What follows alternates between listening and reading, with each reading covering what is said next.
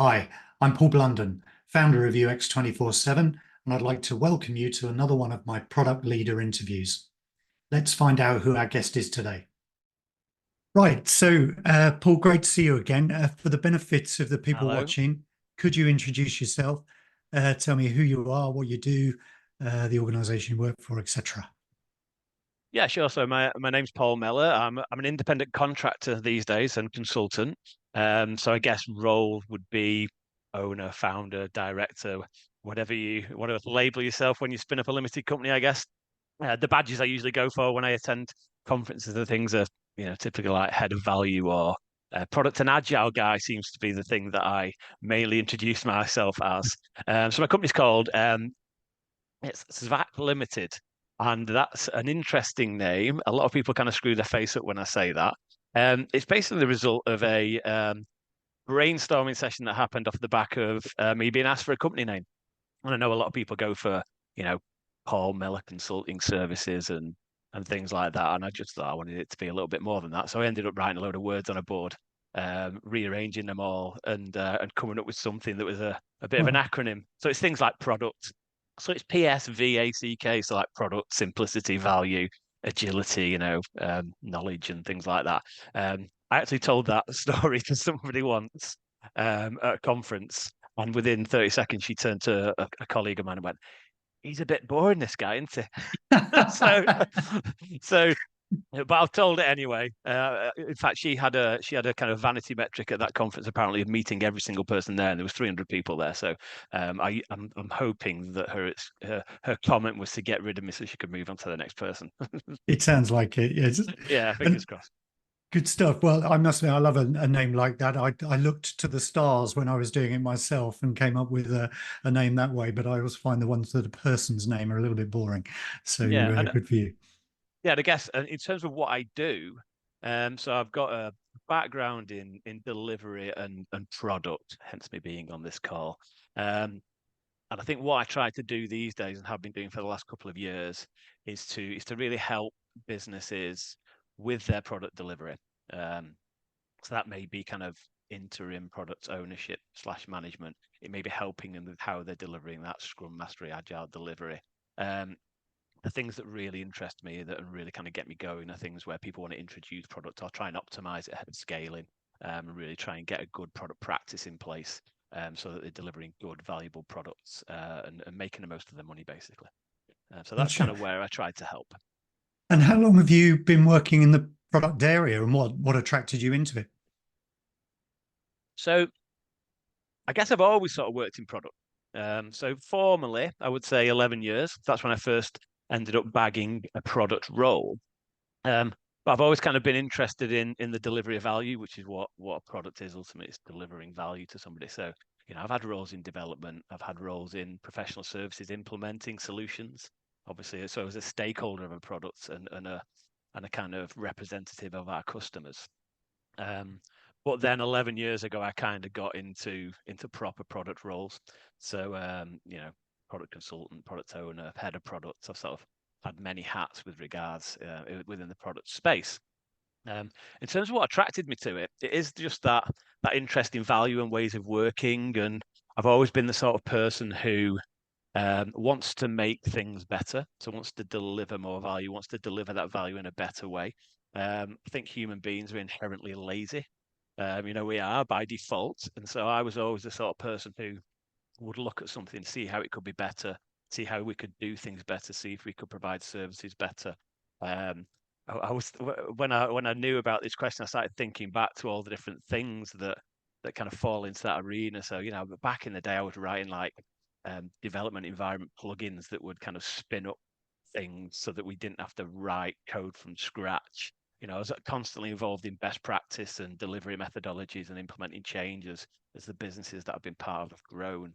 Um, and then I guess, I was part of a business that was a startup that scaled. And through that process, I went through a journey with a business where we didn't grow quickly. We were very sales led. And that came with lots of difficult problems in terms of chasing the next sale, the product growing kind of indiscriminately in different directions based on the need of the latest customer. It became hard to support, maintain, upgrade. And in the background, I was always trying to work with the team to sort of package that stuff up, simplify it, and productize it way before I even knew what product was. Um, Mm.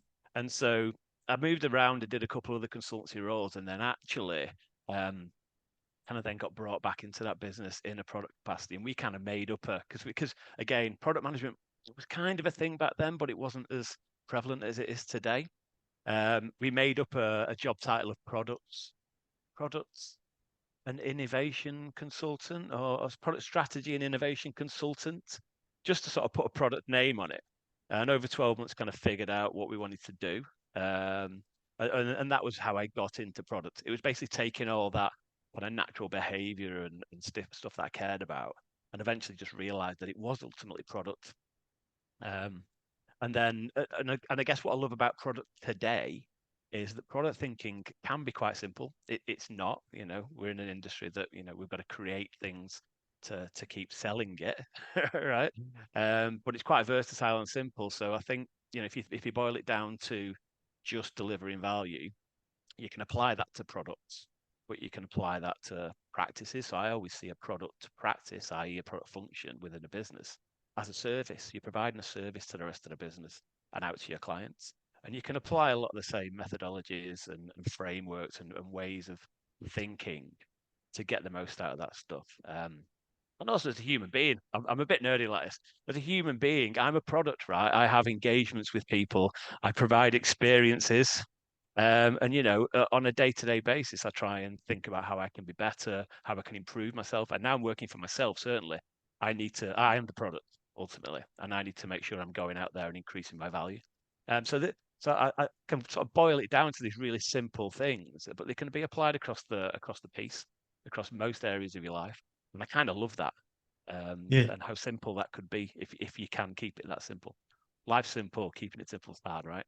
Well, I like the thinking, particularly the, applying it to yourself. And of course, you're absolutely right. As a consultant, you are the product, aren't you? Yeah. And it's interesting. You say you've been in it 11 years, and the way you describe, coming up with roles and everything. I think it's a funny thing with digital. I'm really interested for anybody who's sort of came into product 11 years ago, when really, I mean, it seems like the function, it kind of wasn't really, I mean, it feels like it's still not very organized now, roles are Yeah. different and everything else.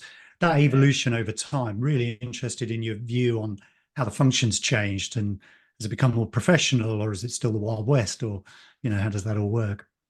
Um, well, it's interesting from my own perspective of it is because I, obviously 11 years ago, I wasn't really aware of product management. I think a lot of these things, agility, product management, they're all kind of common sense. And eventually we stick labels on them. So I don't know if these labels were put on things that, I know agility has been going around for 30 odd years, right? Agile ways of working. But I only became aware of them maybe sort of 8, 9 years ago. But I realized that a lot of the things I was doing were kind of common sense, and we were sort of doing them. We just didn't have a common language to describe them. Um, so I guess, and also obviously in terms of a kind of software products world, it's massively changed. So back when I started in this stuff, I was on-prem, kind of big monolithic kind of platform slash product portfolios that were, really hard to upgrade. You had, we'll probably come on to this, the degrees of separation between the end user and also the time to value, the time to get that out to market, get it to those users. It was just huge, right? Um, and so back then it was very much you were kind of, it was still a little bit waterfall. You were doing what you were thinking was best for the customers and the market. Um, there wasn't a lot going on in terms of research. I think when you were dealing with customers, you were dealing with senior stakeholders and not the end users. So you were selling and designing solutions for heads of and managers and people like that, and focusing on what they wanted and not necessarily what their customers necessarily needed, and also what the users of the system, because we were implementing solutions into kind of like back office departments and contact centers and stuff like that. And the user was never really a huge concern, although once those things were implemented, we would start getting that feedback. If we hadn't moved on to deliver the next sale, right? Nobody got Yeah. distracted. So that iteration, that kind of constant feedback was never really a thing. It might have been part of either a UAT phase or a post go live warranty period. where you're going back and you're checking and you're doing reviews and things like that. So obviously now, I think the role is massively different. The way do we deliver things out to customers is hugely different. You know, things are in the cloud. You've got SaaS solutions. You know, getting things out there and actually learning is much better. I think also as a result of that, everything kind of coming closer together and things happening more regularly, it's become a lot more complicated. And I think with that complexity has come a whole load of new roles as well. So, you know, as I've learned more about products, you know, there's product owners, there's product managers, you've got UX designers, you've got product designers, you've got, you know, all these different roles, which all kind of massively overlap. And there's, you know, Mm. there's a complexity to how those people interact, what their expectations of each of those roles is. You can move from business to business, and those roles mean different things. Um, and then you've got all the different frameworks and the tools, and I think that the complexity around the product space has kind of grown exponentially in terms of that complexity, and it can be quite hard to navigate. So there's definitely pros and cons. Um, Mm. I think that, you know, but we're definitely closer to the user now, and I think that's the great thing. You know, you can now build a product and have pretty much anybody in the world using it within a matter of a week. It's not just kind of like a couple of on-prem solutions, one in Burnley and one in kind of Nottingham, and you know, you've got maybe a few hundred users, and then you've got another big sale before you can get a couple more thousand on and stuff like that. I think that's really cool. And Yeah. obviously, there's a massive trend towards more kind of outcomes over output these days, and I love that.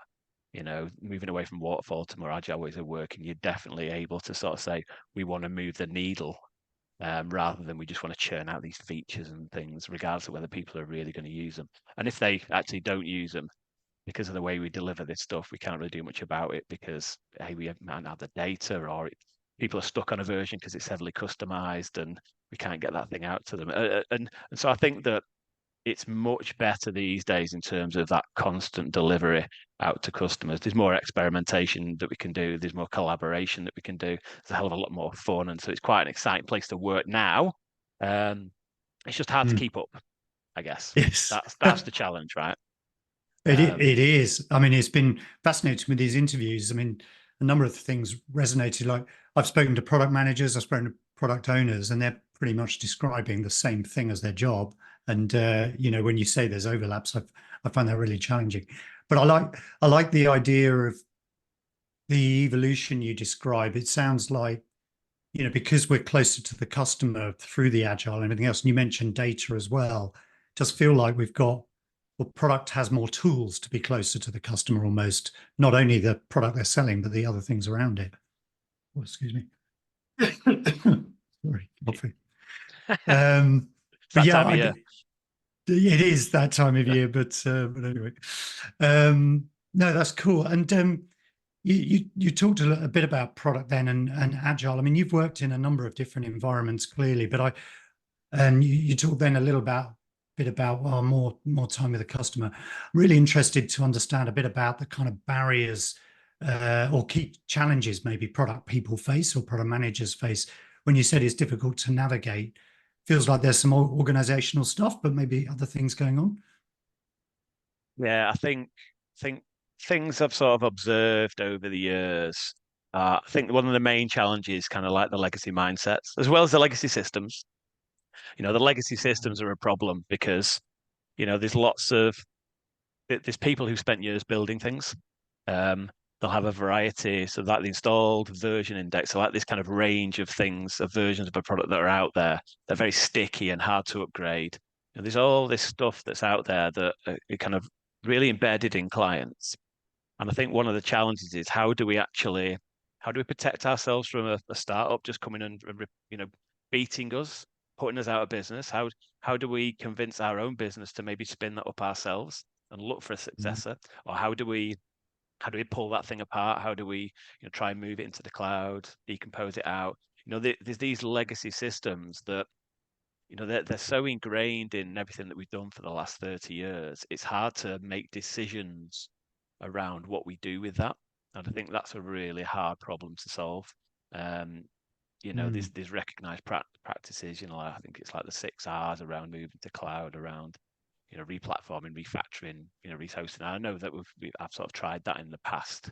And when you make the decision to just say, well, actually, it's not really worth it, we maybe just need to build something new from scratch because the world has moved on that long. And how do we manage those relationships and end of life things, and and go through that whole process and have the confidence to do that. I think that's a real challenge. Wow. I think moving back to the mindset thing as well is, you want to get closer to the users, you want to make your teams autonomous, and I think that where you've got businesses where people have been around for a while, you've still got that command and control. You've got hero developers, you've got a controlling senior leadership team. It just drives decision latency. You've got these kind of gatekeepers.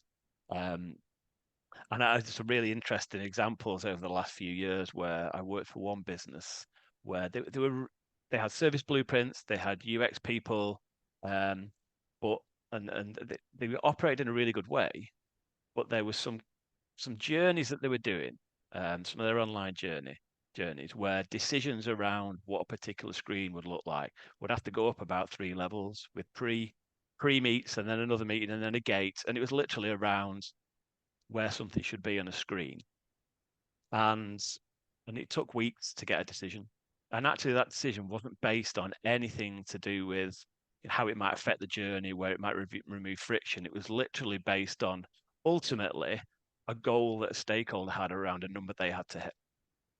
And I think that getting businesses to move away from that and actually really empower the teams is something that's a massive challenge. And from a product perspective, we want to move quickly, we want to simplify things down, we want to learn fast, and remove all those kind of degrees of separation from the user, give more power to people to experiment and learn, knowing that that's the right thing in the longer term. So I think, and that's a real challenge. The bigger and meatier the business is, the more you're going to have that.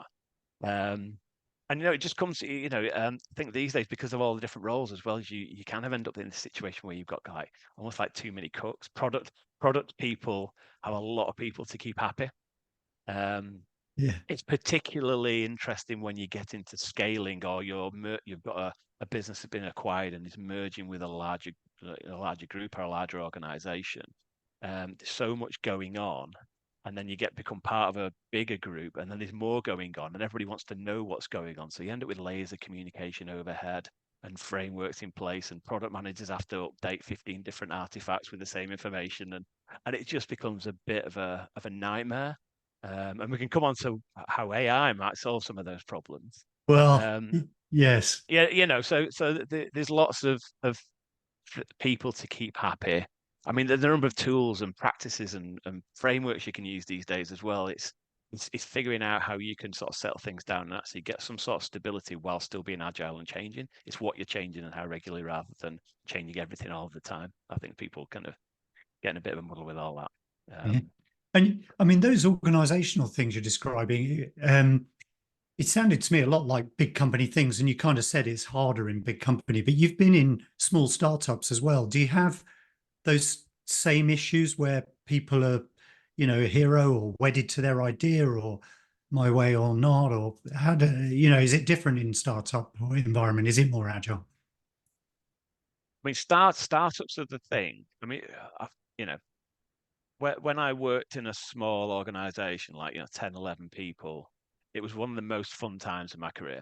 It's hard work, there's a lot of 4 o'clock in the morning things, there's a lot of chaos, a lot of running around, but it was kind of the sort of environment you almost want to create in an agile team. Everybody's helping each other out. Everybody's not, nobody's going like, that's not my job. You're all kind of pulling together, you're going above and beyond. And I think that's the sort of thing you need to create. And however, over time, as that business grows, those key people end up becoming those hero devs or those hero leaders, and they struggle to let go. Um, Right. so it does cause some problems. Think that, yeah, and it's hard, right? You want to, especially if there's change going on, people will kind of lock down themselves and become a little bit scared and see their value in what they know and the things they can control. Whereas actually the real value is to teach everybody else what you know and let them perform, and you kind of you're responsible for enabling that. So yeah, that's an interesting thing to see. And also what you end up with that is, you end up with a business that, it's very hard to go off and pay your technical debt and focus on quality when you're in those sorts of environments. And I think that successful startups and ones that really do go on to do well are ones that have that in mind, or at least make it transparent and stick it on a board and say, we need to pay this stuff off at some point. And then every day you're looking at it and going, oh, we're still not paid that off. We're paying, because if you don't, two things will happen. It'll either cripple you and you'll deliver no value, or and one of the things, one of my proudest moments was sorting something out around this, was you get acquired by a bigger business that's got much more demand on your quality and is maybe regulated to a higher standard and all that kind of stuff. And then all of a sudden you've got a mammoth job on your hands to even just get to a point where that business, you're in line with what is needed to continue to sell that software. Right. Well, now you mentioned AI as possibly a solution to some of these things. What are your thoughts on that? That it does seem to have calmed down a bit this time last year. I mean, it went crazy, but it feels like it's a bit more thoughtful now. So really interested to ask you. Yeah, I mean, it's a hot topic. I mean, like the headline for me is it'll either save us or destroy us, right? It's going to be one of those things. And I think that it's just going to be, for me, I mean, there's loads of stuff out there now about, I think we're getting to the point where, yes, it was a very hot topic and there was loads of stuff out there around, it's going to be the end of the world and everybody's jobs are going to disappear. And I think we're starting to realize that it's maybe somewhere in the middle of what we had 3 years ago and maybe, the end of the world sort of stuff. Mm. I think that I've got a few quotes on this. So, because I've been looking into AI recently, every now and again I'll sort of read something and I'll sort of jot it down. And it's Alfred North Whitehead. He's a philosopher, right? I'll just have to read this out so I don't get it wrong. Civilization advances by extending the number of operations we can perform without thinking about them, right? So, and that's ultimately what AI is kind of going to be doing for us short term, right? It's going to be doing a lot of things that are more complicated than things we used to be able to automate. So we can now free ourselves up to do more thinking, and civilization should advance, in theory, according to that guy. That's a good Right. quote. Yeah. And there's a couple of others, it's I think that, there's a lot of sort of fear mongering around it as well. And there's definitely things to be concerned about. But again, another quote, and I use this. There's two quotes, right? Very similar. One's "nothing to fear but fear itself," and that's Roosevelt in his inauguration. That everybody knows that one. And then there's Seneca, and this is like a Greek philosopher. Many are harmed by fear itself, and many have come to their fate while dreading fate. Right? Ultimately, it's a self-fulfilling prophecy, right? If you're scared of something and you're worried about things, your behavior ultimately drives you to that destiny. And I Yeah. think that with AI, I think what we need to do is not be so scared of it. Look at how we can embrace it, learn from it, use it to our advantage. And ultimately, there's not much you can do, right? It's going to happen, right? So why not kind of get in there, get involved, and form some of your own opinions on it rather than just reading stuff that's out there on the internet. Yeah, I think you're so right. And of course, it's possible to get in there and form an opinion because you can actually access it, which is so unusual with technology Yeah, like this. But and yeah, it's another, it's another one of those sort of creative destruction things. When cars turned up, the horse industry disappeared. It's like when the internet turned up, everybody was worried. There's these cycles, or there's some significant things, and all that happens is for everything that disappears, you cut a head off and two grow back. So hopefully AI will actually not, for everything that it kind of automates or takes off our hands, it'll free us up to have the creativity to do much more wonderful and amazing things, or just go on holiday, for 12 months of the year. which would Who be, knows? yes, nice as well. Yeah. Now, I wanted to ask before we have to wrap up, I've got a few more questions, but I don't want to forget to ask you about sort of the challenges product leaders face around research. We're a research agency. It's something that's I'm very passionate about. And you've talked a bit about, in many ways about the evolution of thinking toward users. So I'm just really interested in your views on that. What are the challenges people face? Are brands customer centric these days? How does that all fit into your world? I think it's interesting. So it's massively important to get the customer involved in what you're building, right? Because ultimately we're all just guessing. We're all wrong most of the time, right? So we can be designing things and throw out there, and we've got it all completely wrong. Um, and it's important from the point of view of cutting costs, minimizing risk, and getting them involved at the other end of things and validating that value. I think the challenge sometimes is, and everybody's starting to do it, right? So we're getting user researchers, we've got UX people, and I think that there's lots that can be done in that space. I think the challenge is getting good people. I think getting clarity on what they should be doing and where they should be focused. I think user research in particular, at the minute, it's very interesting because it is something that maybe takes quite a lot of effort. Your desk research, maybe not so much, but if you're going out and you're surveying customers and engaging with them, you can either need to go to get expensive external resource. You're going to need to spend a lot of time kind of planning your cohorts, getting your scripts together, analyzing all the information you get back. And this is, on the qualitative side.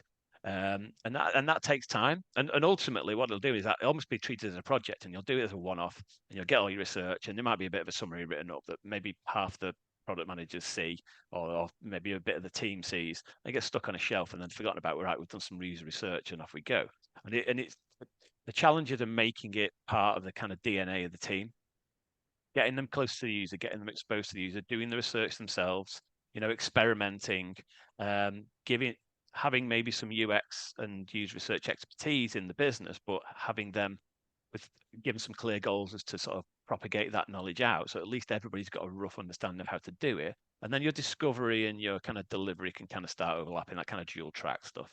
And I think that the challenge is getting there. There's people who want to dedicate to do it and don't want to maybe share the knowledge. So that thing again about, no, that's my job, I'll do that and I'll control it. And then funding it sometimes. There's lots and lots of different challenges. I think the biggest one is actually doing stuff with it sometimes. I've been in businesses where I found loads of user research that nobody even knows is there.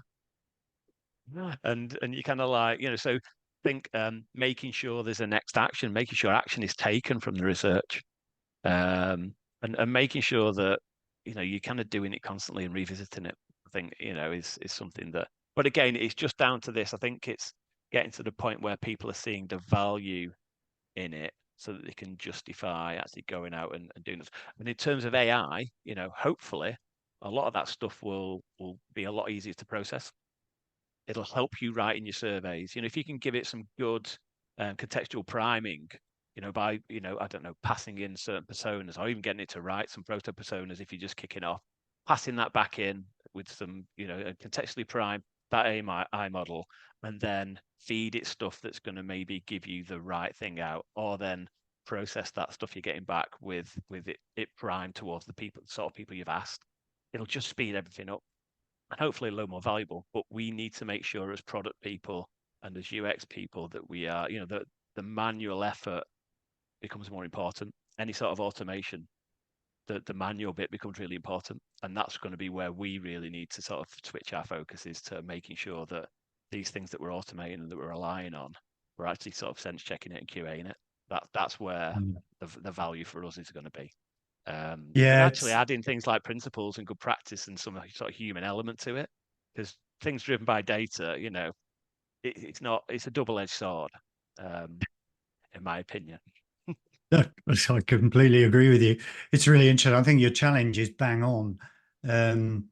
We see it all the time, actually, with organizations. Funnily enough, once they do what you've suggested, get people involved in it and democratize is the big word these days, research. Yeah. They start doing a lot more of it. And their biggest issue then becomes the quality. It's, how do you deal with all of the stuff around it? It's just, it's a kind of good problem to have, but because at least people are buying in. But yeah, I think there's a lot of problems like that. People do things because they know they need to be doing them, but they sometimes don't even understand why, and also don't understand how to make the best of their time doing it. Yeah. It's just getting that focus, and being like aware that you need to get that focus and real value out of things rather than just kind of box ticking. It's important. Yeah, agreed. Good. Well, look, I've been taking a lot of your time, but I've got two more questions if you can afford them. I've got plenty of time. Don't worry. Good stuff. Well, I'd really like to hear about a product-related success story that you're particularly proud of. I asked most of my guests that, and the stories have been fantastic. Yeah, I mean, well, I can't promise you a fantastic story. I think that the one of the biggest or the longest achievements I think I had.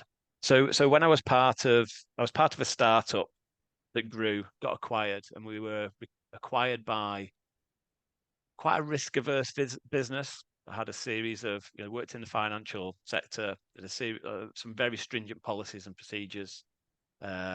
They were regulated, and also at the same time, GDPR was coming in.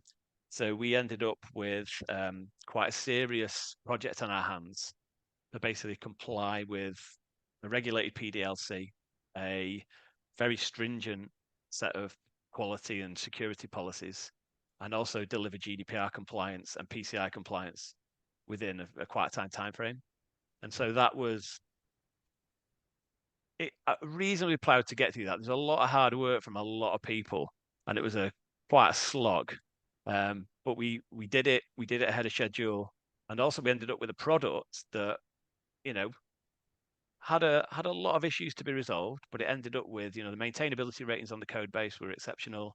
The defects ratios and the classification of those defects was extremely good, and the product was you know we ended up with a very very good product that could still be sold, and it was much higher quality, and we managed to service our existing clients and win new clients off the back of that. And that's a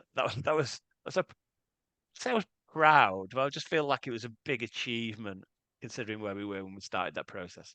I think more recently, kind of my first contract was me moving into e-commerce. I think I I use the word ballsy move was most of that gig was taking stuff out.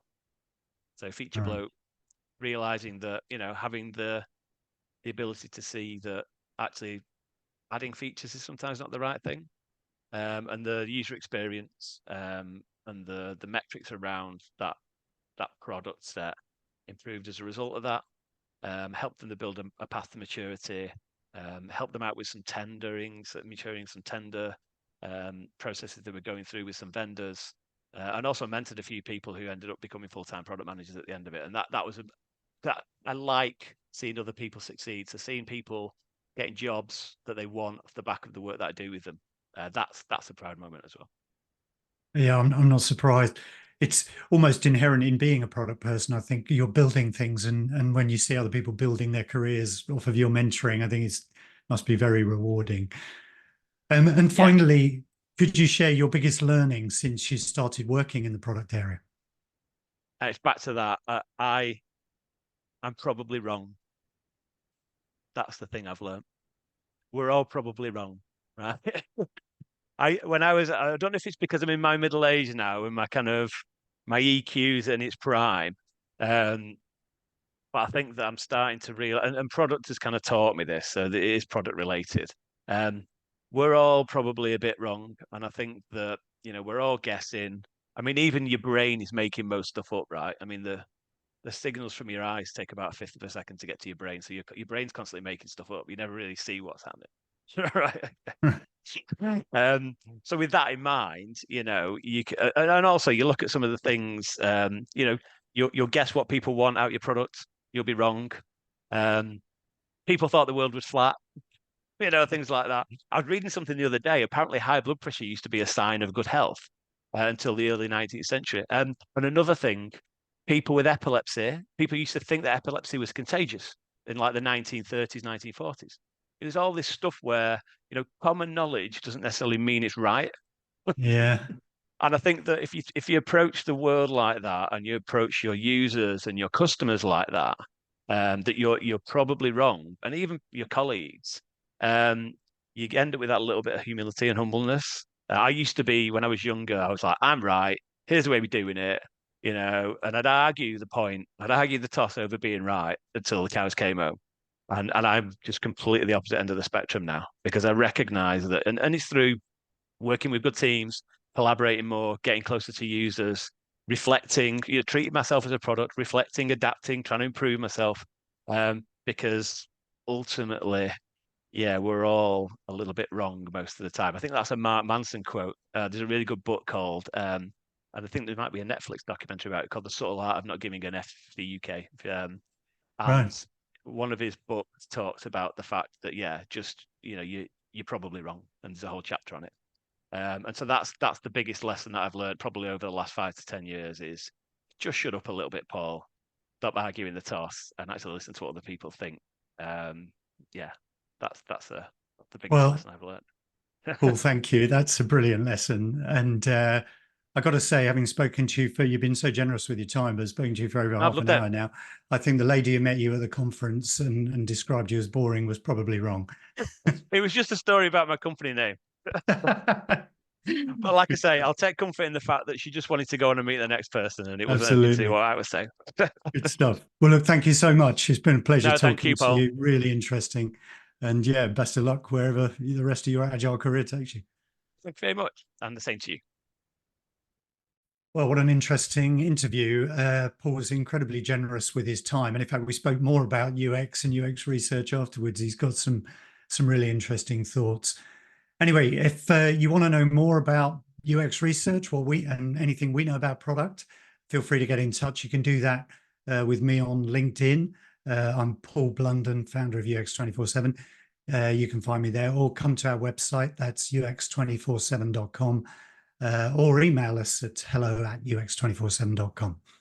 If you've got something to share, please get in touch. I'd love to interview you as part of the series on product leaders.